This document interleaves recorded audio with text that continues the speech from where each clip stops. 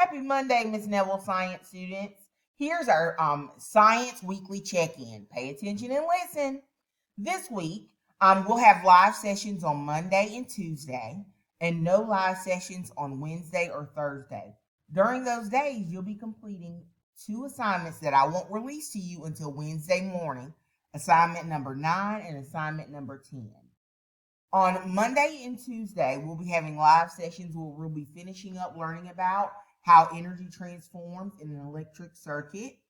Today's class, certain students will not be admitted because they'll be working on their energy transformations test.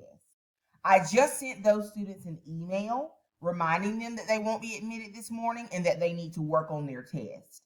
I'll be opening that test for those students at 8 o'clock on the dot in Schoology.